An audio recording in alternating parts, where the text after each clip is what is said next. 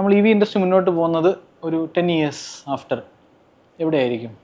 ഇപ്പോൾ പഠനങ്ങൾ പറയുന്നത് ഈവൻ ഫ്ലൈറ്റുകളിൽ അല്ലെങ്കിൽ പ്രൈവറ്റ് ജെറ്റുകൾ അല്ലെങ്കിൽ ഡ്രോൺ പോലെയുള്ള സംവിധാനത്തിൽ വരെ EVയുടെ ഒരു കടന്നുകയറ്റം വരുമെന്നാണ് നമുക്ക് മനസ്സിലാകുന്നത്. അത് നമ്മൾ ഇതെല്ലാം വിശ്വസിച്ചേ മതിയാവും. കാരണം ഇന്ന് നമ്മൾ അനുഭവിക്കുന്ന പലതും ഒരു 50 കൊല്ലം മുമ്പ് ആര് പറഞ്ഞാലും വിശ്വസിക്കാൻ പറ്റാത്ത, ഈവൻ മൊബൈൽ ഫോണ് നമുക്കൊരു വളരെ കുറഞ്ഞ കാലങ്ങളായിട്ടുള്ളൂ. ഒരു 50 വർഷം മുമ്പ് മൊബൈൽ ഫോൺ എന്നൊരു സാധനത്തെ കുറിച്ച് സംസാരിച്ചാൽ നടക്കുകയോ ഇല്ല എന്നേ പറയുള്ളൂ. അപ്പോൾ മനുഷ്യന് മാത്രം ദൈവം കൊടുത്താണ് ഈ അപ്ഡേഷൻ ചെയ്യാനുള്ള കപ്പാസിറ്റി. ഒരു പശു ഇതുവരെ എത്ര വർഷമായി ഭൂമിയിലുണ്ട്, സ്വന്തമായി തൊഴുത്തുണ്ടാക്കിയിട്ടില്ല, അവരെ ഫുഡിലെ മെനു മാറിയിട്ടില്ല.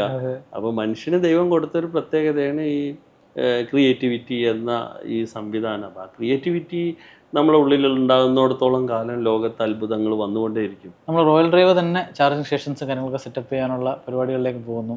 അല്ലെങ്കിൽ ആ ഫ്യൂച്ചർ ഇപ്പോൾ എനിക്ക് വെബ്സൈറ്റിൽ ഒരു ടാബ് എക്സ്ട്രാ വന്നു, 5 കാസിൻ്റെ സ്റ്റോക്ക് പരിപാടി വന്നു. അതിനപ്പുറം ഫിസിക്കൽ ഇൻഫ്രാസ്ട്രക്ചറും റോയൽ ഡ്രൈവ് കൊണ്ടുവരുന്നു എന്ന് കേട്ടു. സത്യമാണോ? എന്താണ്? തീർച്ചയായിട്ടും. നമ്മൾ ഓൾറെഡി ഇപ്പോൾ നമ്മുടെ കൊച്ചിയിലുള്ള നമ്മുടെ കഫേ സ്മാർട്ടൊക്കെ ഉള്ള സ്ഥലത്ത് നമ്മൾ, കാരണം അവിടെയാണ് ഞങ്ങൾക്ക് നല്ല പാർക്കിംഗ് ഉള്ളത്.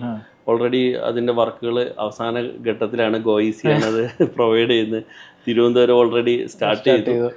ഞങ്ങൾ കോഴിക്കോടും ഞങ്ങൾ മറ്റുള്ള ബ്രാഞ്ചിലേക്കും. കാരണം ഇതിൽ പല EV സ്റ്റേഷനുകളും ഇനി അപ്ഡേറ്റ് ആവാണ്ട്.